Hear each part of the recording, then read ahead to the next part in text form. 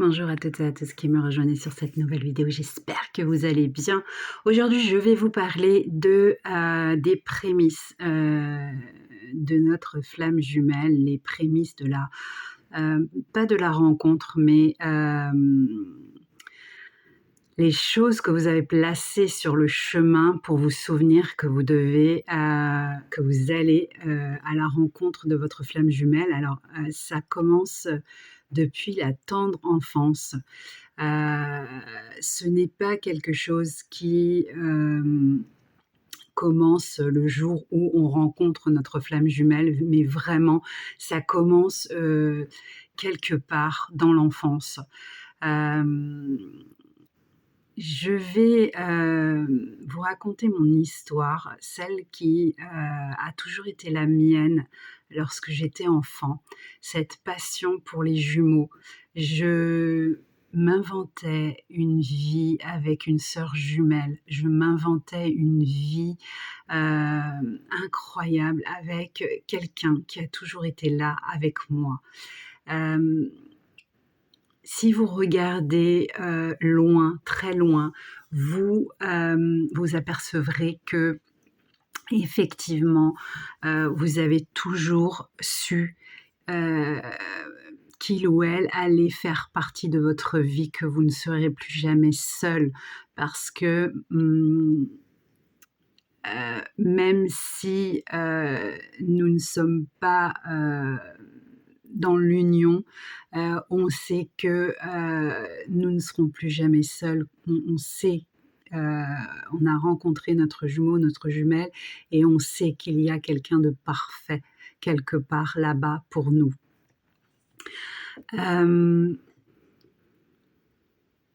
Lorsque j'étais enfant, j'étais passionnée, mais vraiment passionnée par, les, jumeaux ou les jumelles. Dès que je voyais un couple de jumeaux, de jumelles, je le temps s'arrêtait pour moi. Le temps réellement s'arrêtait pour moi. Il y avait quelque chose qui m'emportait vers une nostalgie, un manque, quelque chose, une tristesse et à la fois une beauté. Je ne saurais l'expliquer, je ne savais pas l'expliquer lorsque j'étais enfant, mais je les admirais. Je me disais: «Ils sont jamais seuls et ils ne seront jamais seuls. Ils ont de la chance». Lorsque j'avais 3, 4 ans, ma mère, a perdu un enfant. Elle a dû aller, faire un avortement parce que, elle était malade et ça atteignait le fœtus. Donc on lui a dit qu'il fallait absolument avorter. Donc ça a été un énorme choc pour elle puisqu'elle perdait un enfant, hein. Hem, mais elle n'en avait jamais parlé à personne parce à l'époque de nos parents, tout ceci était, la plupart du temps caché. Tout ceci était, mal vu, tout ceci était mal vécu, mal reçu. Heu, du coup, elle est partie, seule, à l'hôpital pour se faire avorter. Lorsqu'elle est rentrée, je suis arrivée avec mes petits poings, je les vois encore serrés.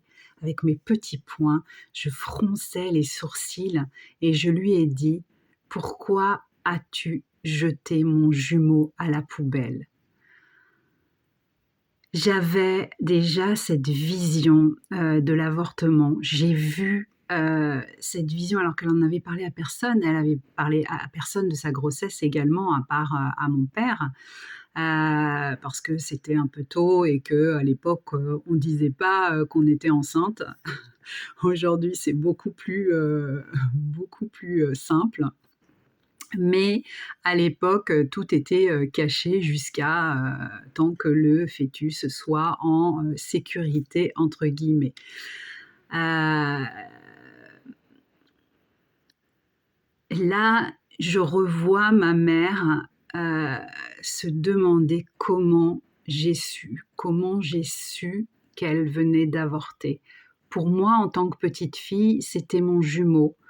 Heu, C'était quelqu'un qui allait venir pour que je ne sois plus jamais seule. Alors que j'avais déjà un frère à 14 mois avec 14 mois de différence, un frère aîné. Donc on était comparés un peu comme des jumeaux parce que 14 mois de différence, c'est vraiment très peu.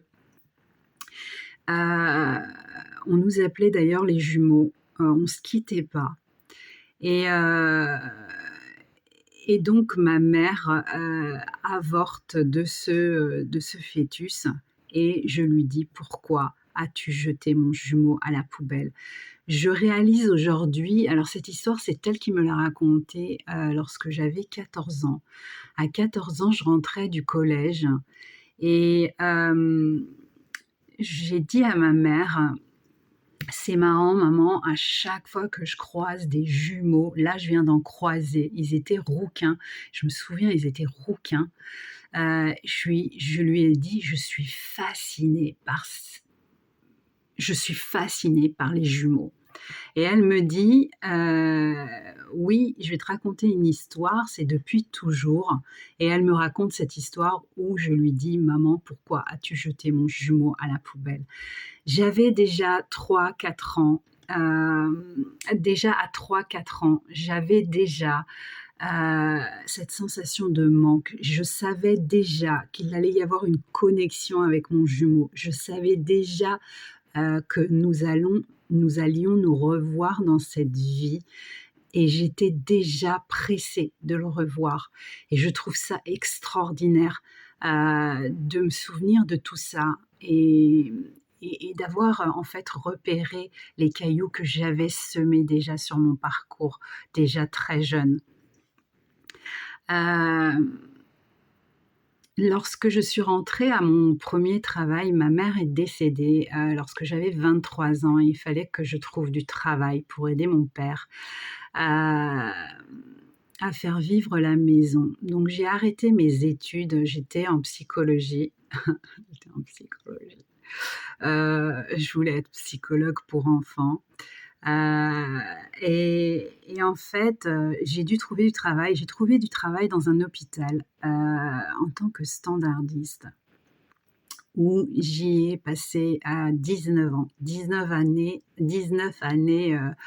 merveilleuses, heu, où j'ai appris énormément sur la vie. C'était, juste, j'étais entourée de personnes vraiment bienveillantes et j'ai rencontré une de mes âmes sœurs, ma meilleure amie qui,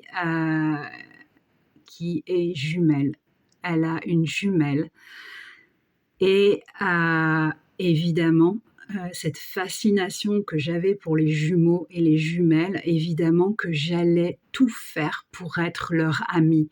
C'était, non négociable. Il fallait que je sois amie avec ces 2 jumelles, avec,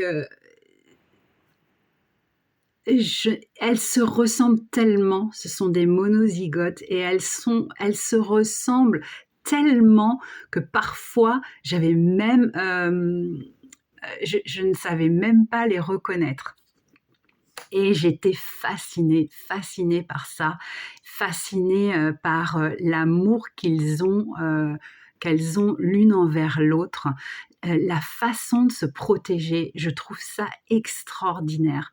C'est quelque chose, qui est, pour moi, une fascination. Vous l'aurez compris depuis que je suis enfant.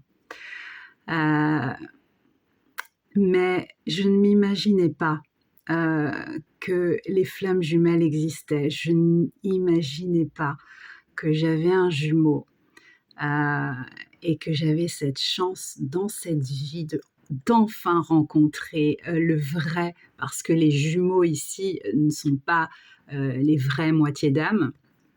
Ce sont 2 âmes différentes, heu, mais ce qui est certain, c'est que,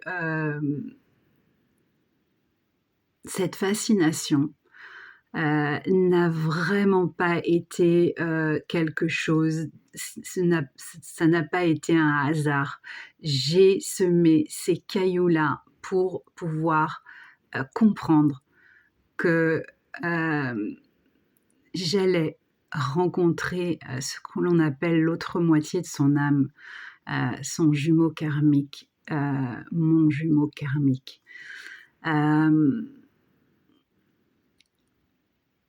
C'est vrai que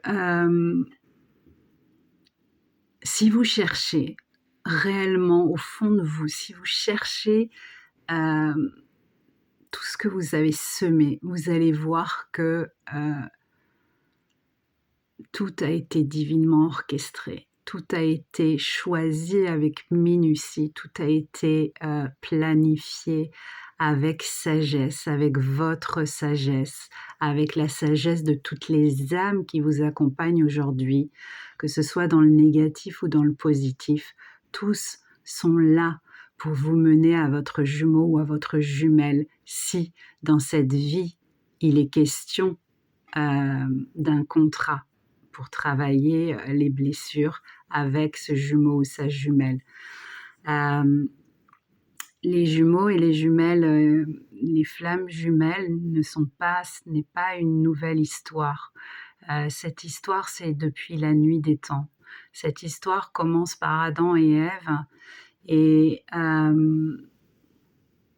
nous parcourons des vies entières à la recherche de l'amour divin, à la recherche de l'amour sacré, à la recherche de l'amour parfait pour nous. Parfois, dans certaines vies, nous les côtoyons. Parfois, on travaille ensemble, mais un reste dans l'au-delà, l'autre descend sur une planète. Nous sommes toujours ensemble et à jamais.